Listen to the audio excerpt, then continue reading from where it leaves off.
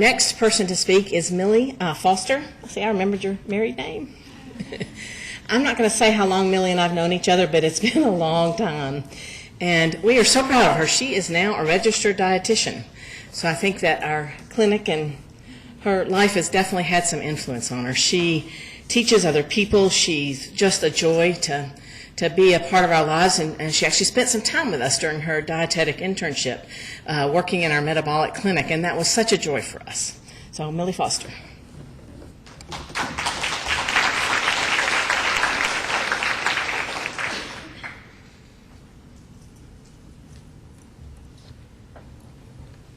So we've heard some pretty powerful experiences of newborn screening so far. I got to tell you, I don't remember much about newborn screening. I was not very old at the time. But I did interview my mom, though, and kind of got her feedback on what that was like.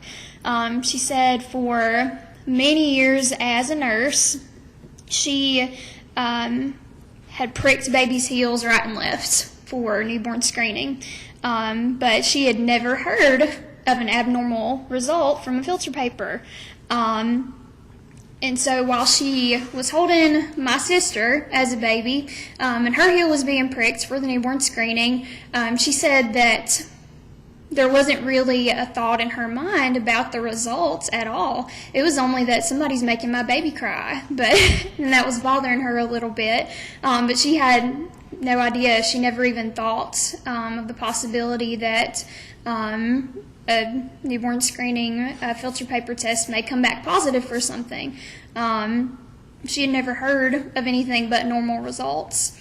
I was born in July of 1991 and was diagnosed with classical PKU when I was around 10 days old. I have an older sister, and she did not have PKU, and I had a younger brother about 2 years later, and he didn't have PKU either. I was the lucky one. Dr. Rutledge and her team met with my parents and kind of guided them through what PKU is and what the treatment is, so that the low-feed diet and starting on amino acid formula to replace all that protein that we're not getting from the diets, and showed them the ins and outs of PKU. And we're always really faithful to give encouragement and support to freaked out parents.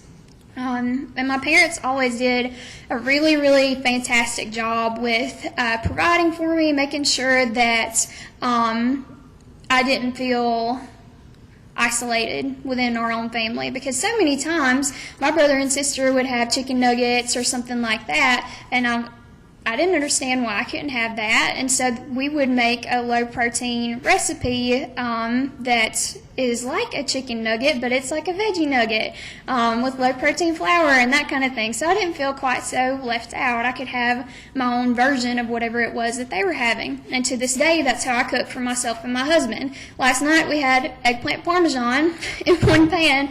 His regular things with regular cheese was on one side, and then on the other half of the pan is my low-protein vegan cheese and my tapioca flour-basted eggplant and that sort of thing. So some of those things really, really stuck.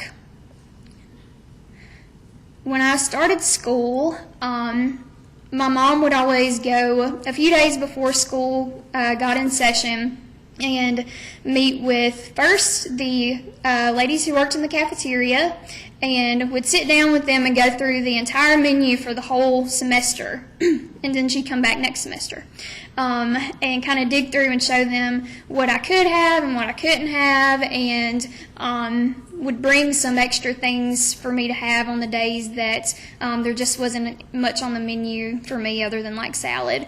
And then when that was taken care of, she would go meet with my teacher and explain my PKU to my teacher, and supply her with an arsenal of low-fee treats and snacks and things to keep in her drawer in case it was somebody's birthday and their mom decided to surprise everyone with cupcakes.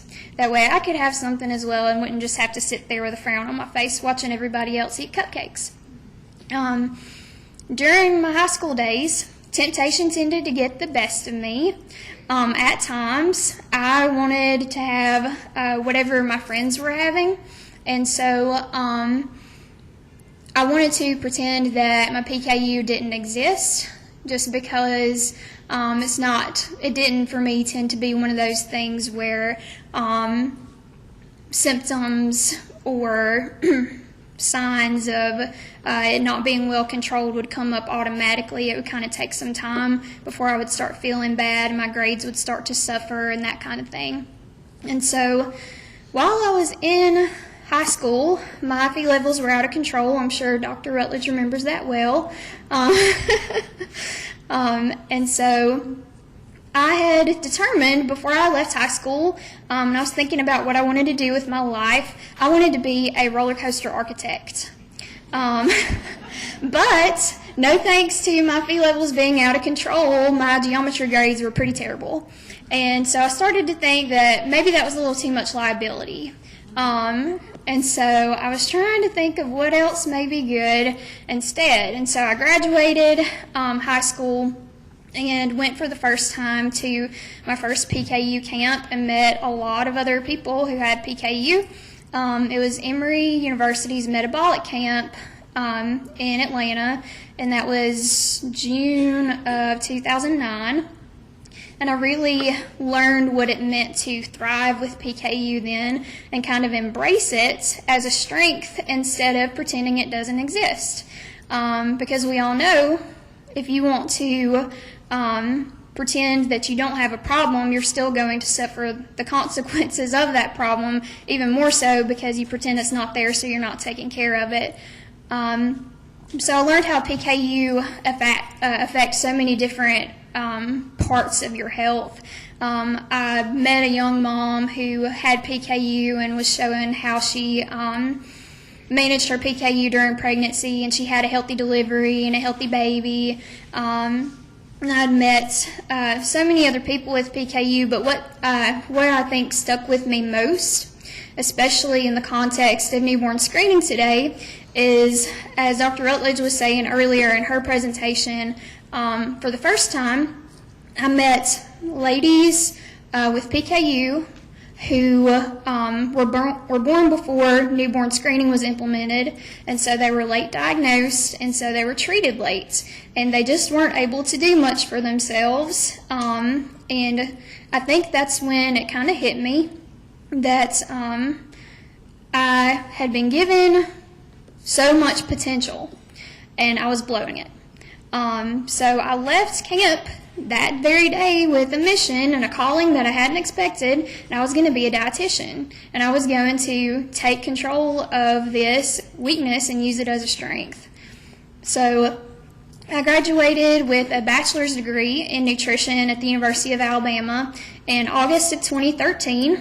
And like Dr. Rutledge said, I did small internships during that time with the ladies at the Spark Clinic, Dr. Rutledge and her team, and then at Emory University Genetics as well. I passed the registered dietitian exam and became a dietitian in October of 2013, and then got a master's degree in nutrition at the University of Alabama in about December of 2014. And had the opportunity then to complete a thesis with original research about alternate uses for PKU medical foods and recipes to increase compliance with diet therapy, and that was really cool. I've worked in clinical nutrition for about 2.5 years at this point. I currently serve as the lead dietitian for a federally qualified health center in Centerville, Alabama, is where we're based. And I see patients at all 5 of our clinics that are in Central Alabama. And to harp on what Dr. Rutledge was saying earlier, I do hear the words PKU test about 50 times a day, and every time I hear it, I think somebody's calling my name.